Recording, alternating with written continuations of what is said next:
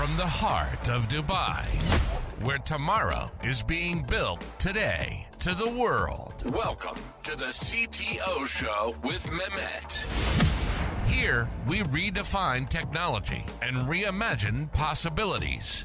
With Mehmet, delve into the riveting realms of AI, cybersecurity, and digital technology.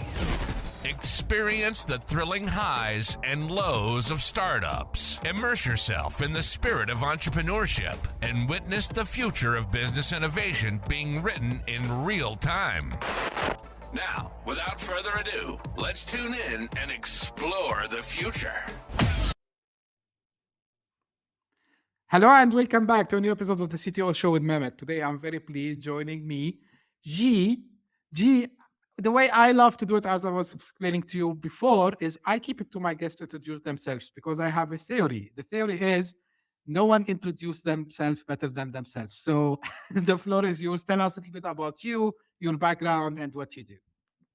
Well, first of all, thank you so much for having me. I'm really, really excited to be on your show. Now, people call me G because my first name, Geert, is actually hard to pronounce. So I'm glad to go by the name of G. And I'm from the Netherlands. And what do?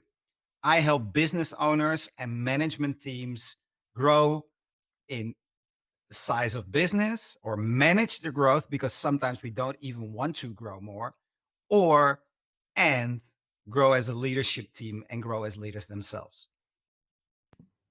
Great to have you again. By the way, just, I like to do these jokes sometimes. I was expecting myself to pronounce your name as in the Netherlands language, in Dutch. But, I said, I remembered, like, you told me, leave that to me. So thank you for doing that for me, G.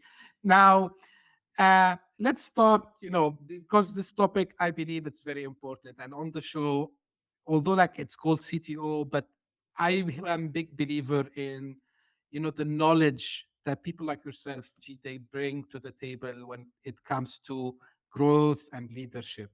So can you tell me a little bit, a transformative experience that helped you to shape, your leadership style today? So what was a little bit the background for you to choose this path and, help others in doing it? Well, I took a lot of jumps in my life. I started in law, like way back in the day, university. And then I thought, okay, law is the thing, tax law and civil law combined. That's cool. But after 3.5 years, I actually wasn't happy. And everybody said, but gee, you can make so much money if you stay in that profession. But I said, you know what? I'm going to jump. I didn't have a job lined up.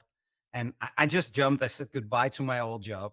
And actually quite soon I find a new job in a big publishing firm where I was supposed to make a software package for my old profession, which was like in law. And after 3 months, I said to them, listen, I have one advice. Either we do it well and it will cost you more money, or we don't do it at all. And they said, oh my God, this is such great advice. But that meant that I didn't have a job anymore. But I happened up staying in that company, and I became what was called a business developer, basically product development. And I was always between the end user, new technology, and new concepts. And I did that for about 10 years, always talking to big clients, seeing what did they want and can we build it, sitting next to developers. So I love software, right? And at one point I even thought, e-learning, that's going to be the thing. That was 20 years ago or something. So I was always with these new ideas in front of the speedboat. And after 10 years of doing this, I'm sitting on an island of one of my mentors. And I think, you know what? I always wanted to become an entrepreneur. But I was a little bit too scared to do it, actually. So on that island, I decided I'm going to do that. So I asked, guys, can you please, in a reorganization, give me some money and then I go? And they said, no, we want to keep you. And I said, okay, I'll go anyway. And that's when I started my first startup. And I had this idea. I had all these creative ideas in the back of my mind. And I'm thinking, okay, one of the ideas was I have this garden. I don't know a thing about flowers and plants. Let me find a gardener and let's create an online platform where you can basically decide what flowers you have and then get video advice at the right moment in time. We called it Roy's Garden Tips because the gardener was called Roy. And to be honest, that was my most expensive study because it was a startup. We built the whole platform, but we also got big learnings. Now, at the time in my publishing firm, actually, there's this book. I don't know if you know it, Mehmet. This is a book called Business Model Generation. And one of the producers I knew. So I made, let's say, through my contacts, it got also published in the Netherlands. And because I was, somewhat connected to that book, one of my friends in the startup community actually said, "Hey, G, why don't you become a mentor here?" So I became a mentor in the startup community. And by being there for months and helping startups, I also met a presentation coach. And when I met the presentation coach, I also helped a little bit with his model and format. And before I knew it, I was also coaching startups when they get funding or when they needed to present at big organizations. And then something funny happened. More and more people, first startups, then scale ups, then bigger corporates, started to say, "Gee, can't we talk? Because you have this crazy combination between back in the day law, corporate innovation, startup innovation, communication, and personal development." Because that island where I was thinking, that was actually one of my mentors who was big in personal development. And that combination helps me nowadays to help management teams and leaders all over the world to grow their company and grow their leadership. And that's what I do. And that's my background. Wow, what an amazing story. I love hearing these stories. One of the things people ask me, what excites you about continuing doing the podcast is hearing these inspiring stories. And then, of course, as much as I can, spread these stories with fellow to be founders, maybe because you just mentioned something that attracted, my attention when you said like you were scared, but you did it anyhow. And I think this is the biggest I would say thing that entrepreneurs doubt a lot before doing it, and this is the courage we need to to tell people about it so they can also take their leap maybe and start on being something. Now you mentioned a couple of things, G, and I would love to start from the growth, right? And one of the things, because you mentioned startups, scale ups, and then big organizations. So, how do you think, or what, let me rephrase this. What do you think, the challenges of maintaining, a momentum of growth while keeping everyone excited, motivated? Because something we noticed sometimes is the more the team starts to grow, some frustrations will come up. People will say, "Hey, why we are doing this? Why we are changing?" So, what is the best approach to keep, people motivated while, of course, being on the trajectory of this exponential growth, as they say? Well, what is really important is that, every year we look at where do we want to go. Oftentimes we have this big, hairy, audacious goal, and then we break it down to steps, year, where do we want to be in 1 year? Where do we want to be in 3 years? And when we have that as a management team, and we can be very little, so we can do it with the whole team. And then once we start growing, we go bigger and bigger. It's really important that we broadcast that message and that we talk to the whole team.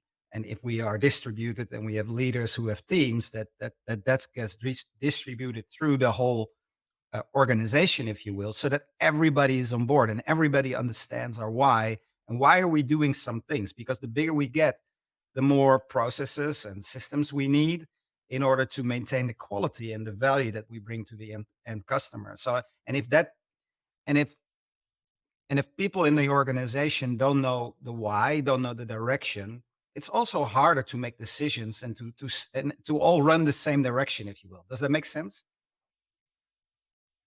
Absolutely, absolutely, it makes sense. So let me just out of curiosity, so organizations they started to shift to the objective key results, the OKRs. So Yes. is this part of this strategy that they can implement to overcome these challenges? Are there like some other tools or some other that we call them like practices that they can do to achieve that? Well, there are, of course, a lot of systems to help companies grow. And, OKRs can be one thing. And I think it builds a lot of clarity. As long as we are very clear in what we want to achieve in a year and we break it down into manageable objectives. I mean, a lot of companies before I get involved, they have like 25 goals and it's very hard to reach them. It's like, okay, let's do a few, but let's do them well, right? So that we actually get the value that we get what we aim for.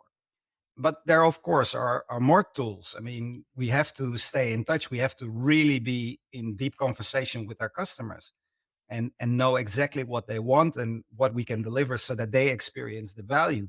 It's I don't think that there's just one thing that we do. It's like the combination of everything makes that we provide the value. And of course, most important people in our company are the employees, because if they are happy, if they function well, we can all deliver to the customers. Now, back to the leadership, I would say skills. Mhm. Okay. And because here I like to focus more about the startups, and the dream of any founder is to take the company from startup phase to scale up phase to maybe exit somehow, maybe merge with some other company. Yes. Nevertheless, two things I want to ask you, G. Like, first of all, are there like some characteristics, that they have to have some attributes I would call to, be able to drive the business to the scale stage? And if they don't have it, usually do you advise them to bring someone on board, to take these leadership tasks, I would say, or do you advise them, no, like get yourself a mentor or a coach and then you go learn it? Because sometimes I spoke with people and the main reason they told me they didn't start, they said, hey, I'm technical, I know how to do stuff, but I never managed people. Or maybe I don't know how to put these P hacks, the big audacious goals. So how do you approach such scenarios, I would say? Well, a few things I would like to say to that. First, I mean, there are a lot of things that we haven't done, and I think it was Pippi Longstocking, or at least it's a quote that's going around, say, "I've never done it, so I might as well try." Something like that, right? If we haven't tried, we can do it. I also believe that we all have our strengths, and the bigger the company gets, you just can't do everything yourself, and that's not scalable. So it really is important to see, okay, what are my strengths, and what would I like to get next to me in my team, to make sure that we all play to our part and that one and one becomes three and four. Now, it's a very hard decision for some owners, let's say startup founders, to at one point say, you know what, I brought the company to here, but actually my role is maybe more of the visionary, or maybe my role is more of the organizer. And that takes a lot of guts. But oftentimes, when you play to your strengths, it helps to get the company further faster, right? So, um, yes, we can learn things. I am a firm believer in a strategy partner, in a mentor, in a coach. I mean, that's what I do. If I wouldn't believe that, then maybe I should get out of this business. At the same time, um, play to your strengths. Make sure that you and get advice for the things that you don't know, because you can Google all you want and do that 24/7. But maybe somebody has already experienced and can just help you accelerate your growth. And then if it's not your strength, let's see who we can find to add to your team, if the funding is there and if the budget is there, etc. If we don't have the funding or budget not yet, and you still need to do it, yeah, then of course, step up and try it, and be okay with the experiment mindset. In startup world, the experiment mindset is we do an experiment, we evaluate, we see and it's fail fast in order to succeed soon. I think it's what they say, right? Absolutely, and this is also brought to my mind kind of a question, or maybe it's more something that I noticed. I've seen founders who were humble enough, and of course, they didn't give up, but they understood after couple of years, maybe, and when I say couple of years, sometimes it might take them 10 years. They said, you know what? We brought the business to this phase, but we think we should stay. We should go back maybe to become maybe in the product part, like chief product officer or chief technology officer. And let me bring someone who is like a veteran experience. And they did well. And I've seen also like stubborn founders who said, no, no, no, no, no. I know it better than anyone else, and no one can run this company. And actually, I can say from my perspective, they go to hit the wall. Now, this is, staying humble, G. Like it's also, I think, correct me if I'm wrong, staying humble while also keep the belief that you had initially is very important. Like how how how do you think they can manage emotionally, because I know there's a lot of emotion that comes here. So from emotional intelligence, if you want to call it, it's important to have that, not only the IQ, the EQ also as well, to be able to take such big decisions. Yeah, I agree with you. It takes a different kind of leader, or let's say different kind of skills, maybe, if you will, to get the company going. And then when the company is going and growing, at one point you need systems and processes. And maybe you're just not a system and processes person. And you want to basically, you're always growing, right? With everything that you do. But if you really feel it's not your wheelhouse, find people with other strengths. And then how do you make such big decisions? I think first of all, it's listen to yourself, listen to feedback, and that takes getting quiet and taking time, because I see a lot of business owner running day to day, just being in it, being the artist, if you will, doing the thing that you're great at, but not taking the time and to evaluate, and it takes time to evaluate, and then of course, um, getting some feedback, some honest feedback, maybe from outside, uh, also the people who are talking to you and want the best for you. And then of course you have to make a decision and say what's best for the company, what's best for me, and it's also a timing thing, right? Sometimes people say that, yeah, you should do A, B, or C, but you're still in it. So it is really situation dependent. But I really think outside feedback and taking the time to listen to your feeling, listen to what other people are saying, and then putting that on paper and just looking at that for a while. And so slowing down and taking the time to slow down and actually to work on your company and not in your company. I think it's a super um, habit from successful business owners. Absolutely. Like slowing down sometimes is very needed. And I can say not only within in the company building perspective, like it applies on many things also as well.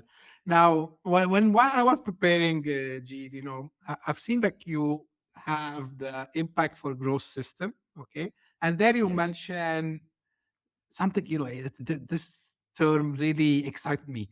Tune up the engine. Yeah, right. Yes. So can you tell me more about the tune up the engine, what is it, and how it can contribute to a sustainable growth? Because sustainable growth is something very important. And we know like growth is nothing, it's not like something you can do it overnight. It's something you need to plan it. So walk me through a little bit the tune up engine.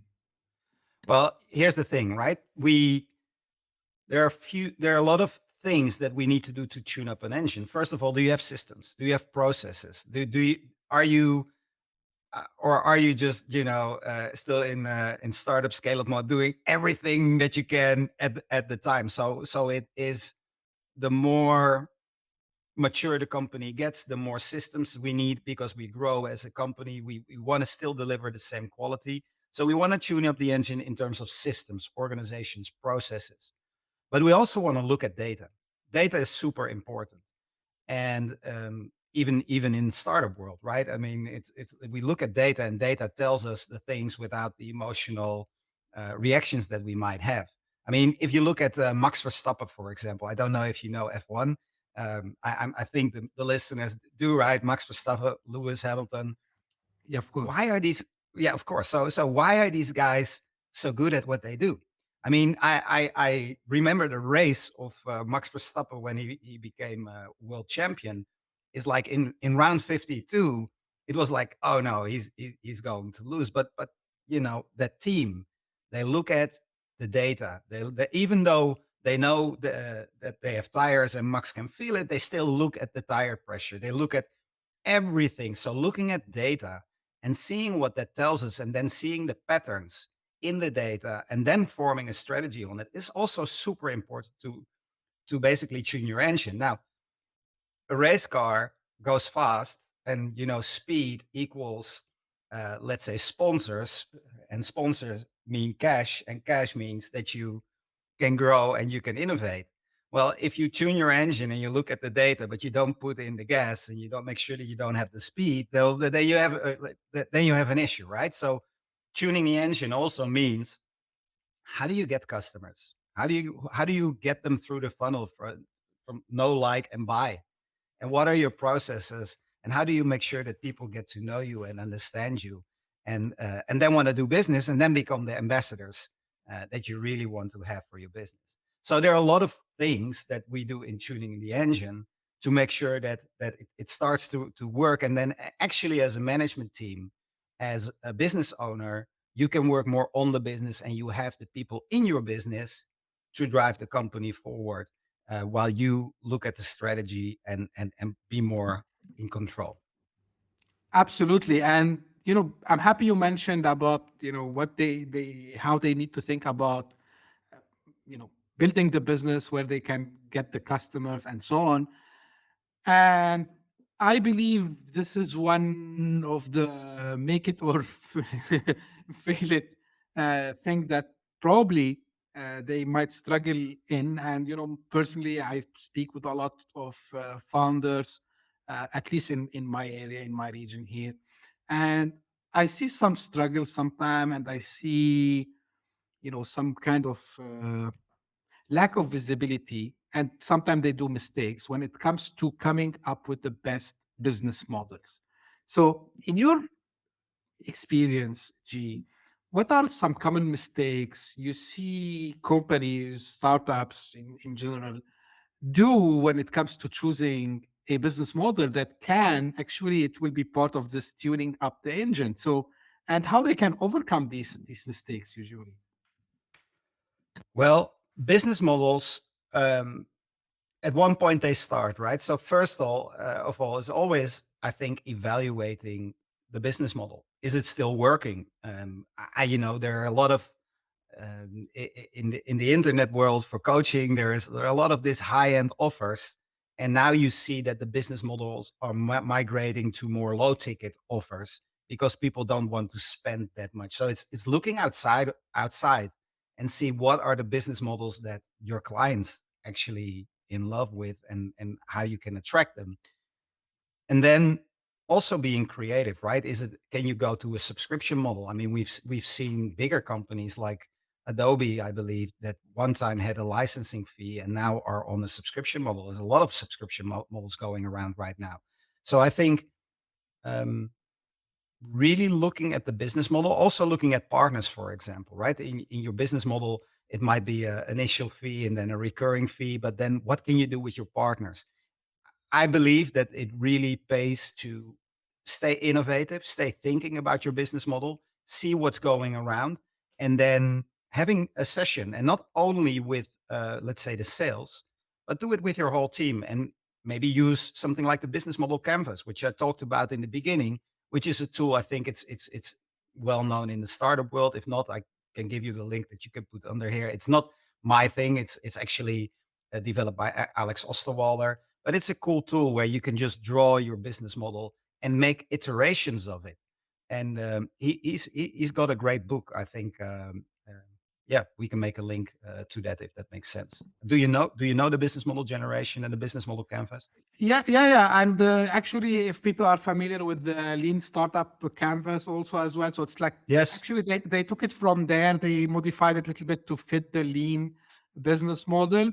And Yeah. this is every time someone comes to me with an idea, the first thing I tell them, go either use the business model canvas or the lean, if you prefer, like the lean startup model. and Yes. go see if you can answer actually the points that it's on that Canva. And actually, if people, I'm gonna put a link over there for all, the both of them, the most used ones. So basically, if you can answer these points, actually you have a business model idea. I mean, because one of the things there is how first you're gonna acquire your customers directly through partners, right? And the second thing, your distribution, maybe, which you were talking about, G, I think. And actually, you can validate the idea because the idea is pretty much related to the business model. And this is here, it applies, by the way, to B2B and B2C. I don't think there is a huge difference because at the end of the day, people gonna buy this, like even if they B2B. And for bigger companies, I mean, we're talking about startups, but even scale-ups or bigger corporates, it's like be critical of the business model and see what is going on outside and talk to your customers. I mean, at one point, these companies get bigger and suddenly management doesn't talk to customers. Why not? I mean, talk to your customers a lot, see what they love and what is something that you can improve, not only in your service, but also in your business model. And that just requires a lot of cups of coffee and some cool interaction with folks. But that helps you to provide the value and to drive and to keep innovating. Absolutely. Now you mentioned something about shifting from perpetual licensing to SaaS model or subscription model, and you mentioned that they have to go outside and be creative with that. Now, but what could be the pitfalls of just copying a model without doing a proper study? Like how important it is to keep this communication not only with the clients, also with the market. I mean, like, do they have always to follow the trends, or do you think they need to be creative in that business model? Super creative because, you know, if your business, if your structure is different than your competitors, you have a different cost structure, you have a different way on how you deliver, you have a different way on the customer experience. I mean, every bit, it might seem the same on the surface, but you have to stay creative and actually get your competitive advantage, right? So not even same businesses don't have to have the same business model and might not even be a good idea from a business point of view. So you not only have to think what are the business models out there, but you have to do a business case and get your worst, your best case, and then maybe experiment even with a little part, because it's not to say that a business model that works for your competitor will actually work for you. It also depends on the people that you have, the skills that you have. So you really have to look into what fits my company at this stage to get to the goal that I want to achieve in 1 year, 2 years, 3 years. And that requires brainstorming, thinking, experimentation. Actually, to this point, I've seen, some people, usually they say go in the opposite direction where everyone is going. And I can't remember the company name, but they decided to leave the subscription model because they said when we offered the customers like kind of a one-time fee with a maintenance fee as it was before, actually their Yes. sales they grew back again because they were struggling in growing their numbers, because everyone became obsessed with MRR and ARRs and all these metrics, which are important. I'm not saying they are not important. And actually, it's one of the brilliant, business models ever because it's like recurring generating revenue, which is perfect. But it doesn't work all the time because sometimes people, they don't like this idea and they want to have kind of a treat. Hey, give me good price. I will pay you this now, and then just I'll pay you something on the long run, and still they can have the recurring revenue, which is absolutely fine. Now, saying that, G, what from my experience, what pushes companies sometimes to do this is some macroeconomic going on. So they think, okay, maybe there is a crisis coming on the way. We need to adapt our business model to stay resilient. So, and here you start to see that leaders might do something, not too much logical. So, how do you advise leaders to navigate through these periods of uncertainty and probably maybe sometimes change in their whole industry because maybe they are, on the edge of a big disruption, and we are living in the age of AI. So how do you usually advise, these leaders to act in such moments? Well, it's hard to say in general, right? But what you need to do is you need to investigate and be very curious with your management team. It's really okay, what's coming at us? What are the worst case? What are the best case? How can we use what's coming at us? How can we adapt and go with the flow? Now, if there's a big crisis, nobody's buying anymore, and you're waiting way too long with cutting down your cost, you might be in deep trouble. So it really requires not being complacent with what you have, but always thinking, okay, what is the next iteration? How can we be surprised, and what could we do? What are our B and C scenarios? Although I know that some people say, let's go, go one route, but it's really the thinking and then the experimentation and thinking actually what the clients want, because what you said is totally true. Sometimes your clients don't want a subscription model and they're actually not that happy. So it's really on this on understanding the client better, the customer better than they might always, let's say, almost know themselves, and understand what the pattern is across. And then if big changes happen, take a deep breath and sit down with people, and have also people from outside ask you questions and maybe things that you haven't thought of. Because if you jump into one direction and actually that's just a panic, then that is not good. But sitting still, not equally not either, right? So it really depends, if that makes sense. Uh, Absolutely. does this resonate with you? Absolutely, 100%. I loved it actually. Now you mentioned now some practices, I would say, but usually when you sit with your clients, I'm sure that there are like some maybe I don't like to call them rituals, but maybe some practices. Maybe there are some resources that they can always go to for having this continuous personal development. Honestly speaking, I will tell you, G, and I'm a very transparent guy.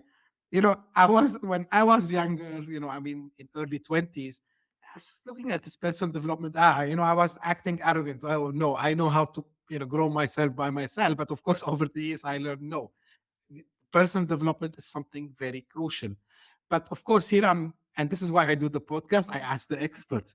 So I'm asking you, G, how do I keep as a leader, whether in a startup, scale up, in big company, how do I keep this personal development something, continuous? Not it's like something I do it once and then I leave it.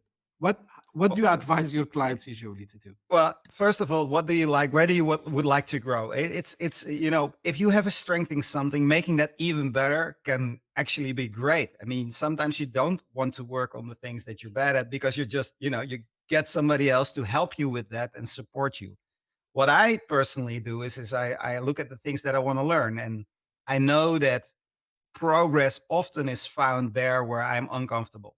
And if I'm uncomfortable, that's like a signal to me, okay, I have to grow there. And then to me is like,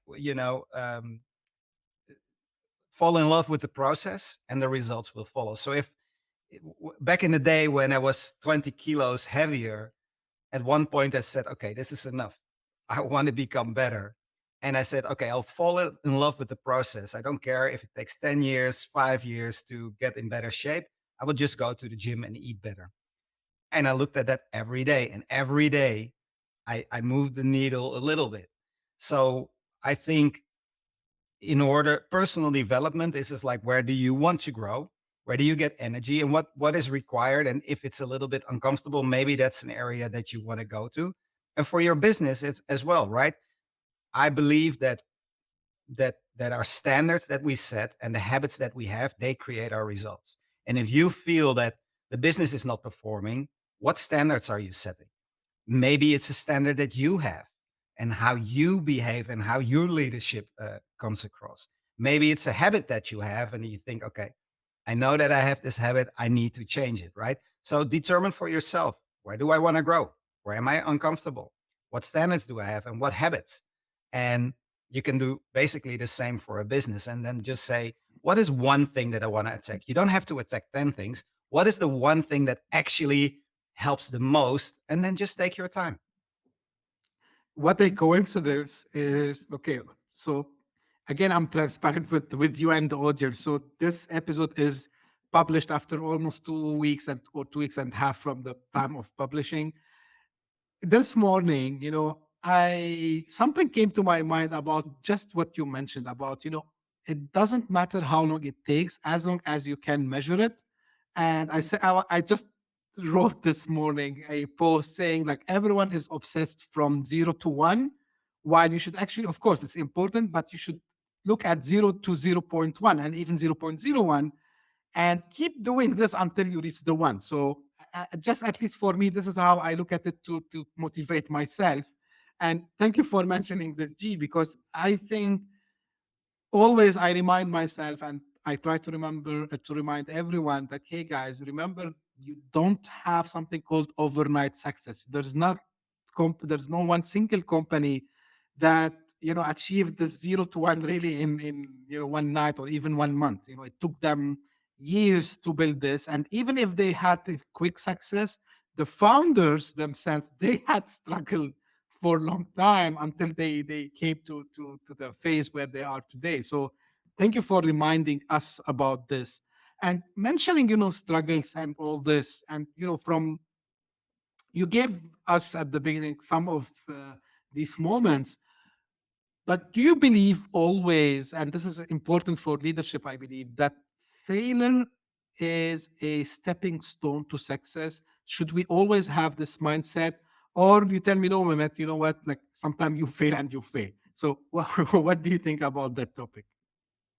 I think we all have our failures in business. I mean, things we plan don't go the way we plan it or not to the level that we plan it, and then it's easy to look at everything that's wrong.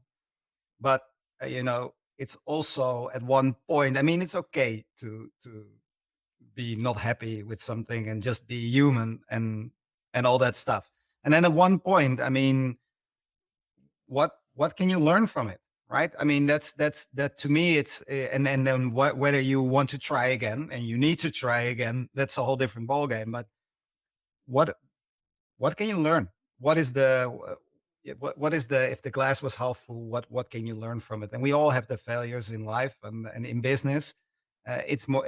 I think even the most successful people, they have failures, but it's their mindset around the failure and then what they do with that that takes them further, right? There are people who are in circumstances that we cannot even imagine, and they achieve success. And then there are people who are in much better circumstances and they don't. And I think that's mindset. And I'm not here to say that I'm human, right? I mean, I have my days, and so does everybody. And sometimes it takes somebody to talk to see, hey, but have you thought about this? And then you take another step, take a deep breath, and you go on. But that's what your listeners will do anyway, right?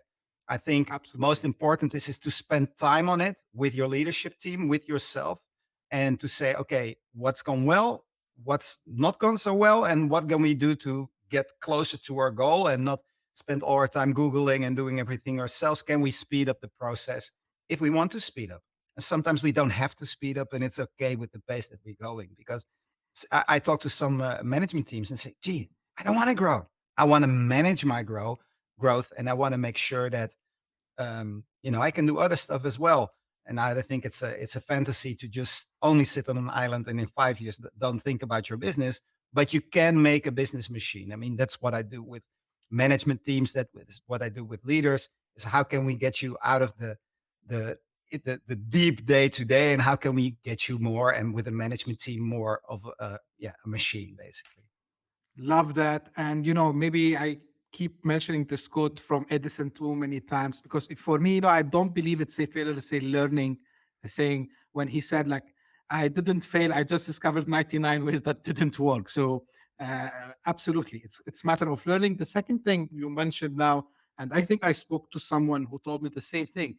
He said, Mehmet, like, okay, everyone is also, too much thinking how I can make the next big unicorn. Of course, I wish I can have my business to be a unicorn, but he mentioned something, that really touched me. And he said, I don't want to become a unicorn stepping on people and stepping on, being a unicorn at all costs. He said, no, I don't have to do this. I've been running the business for 6, 7 years. I know it might take me 5, 6 more years to reach maybe a Unicode stage. I'm not in rush, and I love this approach because the guy, he's very humble and he understood, this better than anyone else. So thank you also for bringing this, G. Now, as we are coming to close, I have two more things I need to ask you, G. So first of all, how are you seeing, the future of, the business in general and the opportunities ahead on entrepreneurs in the coming few years? And where do you believe, the key areas would be for entrepreneurs to take advantage for? Well, what I do know is that there's a lot of knowledge out there, and I think it's key to find the knowledge that fits you, the stage of your company. There are also a lot of people who are selling courses and courses, but what fits you? And of course, AI is changing the world like super fast. So how can you use AI if you haven't thought about that? I mean, even writing letters, are you actually, when you're listening to it, are you implementing AI to your benefit and or not? Or where can you speed up things that you find mundane or things that you don't want to do? So I think AI is going to create a big shift. And if you're a leader and you say, yeah, but I don't have anything to do with AI, I think, well, maybe the letters that you write, man, in any language, you can speed up your at least the brainstorming power of AI. Now there are also some dangers to AI, and so you have to be careful. And I wouldn't throw my whole future in it if I haven't thought it through. But I think that is really a big change. And also, I think our connectiveness is just like you don't have to have somebody that supports you right next to you. You can just hop on a Zoom call or a Teams call and find anybody in the world. Well, that's not new, but the question is, are you doing it? So a lot of things I believe that growing a business or managing a business, they're not new. It's more like losing weight. There's no secret that you need to eat less and work out more. The question is, what are you doing with the things that you already know? And maybe you have somebody that say, hey, I've been there or I've seen this tool. This is how you can speed up. Absolutely. Finally, G, is there anything you want to leave us with today, and where people can get in touch with you and learn more about your work? Well, I think like I said before, it's like whatever you want to achieve, whether it's just managing your business, growing yourself, is fall in love with the process, and the results will follow.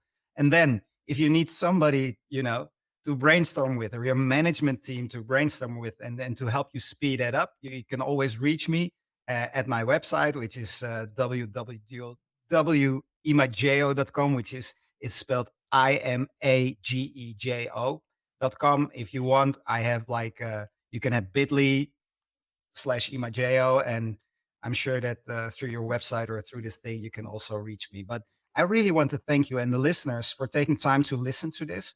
And I hope there's just one thing. If you heard one thing that you thought, aha, now there's a lot of chance that you heard something, you think, okay, that's something that I can do. Now you can listen to it and not do anything. But you would make my day if you just, without my help or whatever, make a commitment to yourself and to take action. Because I think the difference between leaders that just dabble around and those who achieve something is they put their mind something into something, they make a decision, and then each day they take a little bit of action so that they achieve something. Absolutely. Taking actions. And as I was mentioning as well, small steps, you Small know, steps. and this is how I managed even to lose weight, by the way. So Congratulations. yeah, so because if I said to myself I need to lose 10 kg in, I don't know, in this amount of time, so what I start to do, same, of course, everyone knows, good habits, eating well and exercising, and then I put into this process. So I start to put this habit, waking up early, because I don't want to say, hey, I don't have time. So I start to wake up earlier than I usually do. So I don't have now, hey, I don't have time. No, I have time. I'm up 4:30 a.m. in the morning. So I Yes. can't I can't complain. And then yeah, as you mentioned, G, like, it's if you put the process and you believe in the process, and believe me, it's one day I wish we could have maybe more episodes like this with you, probably talk about this, building the habits also as well. So this is very important, I believe, for technology leaders, for any leader, and for founders. Any leader for personal life, but also for business. If you really believe that the business needs to be better, what is the process? What are the little steps that we can take day by day to make the business better and to grow? 100%. And for the audience, don't worry about the website that G mentioned. You will find all this in the show notes. So I will make your life easier so you can go and check it out. G, really, I enjoyed today's discussion with you and conversation with you. And again, as I always say, I learned a lot of things, and I hope also the audience have learned many things. And I liked your call to action at the end. Start doing something, take action. This is the best takeaway I would say ever I had on any episode in my show. So thank you very much for sharing that. And this is for the audience.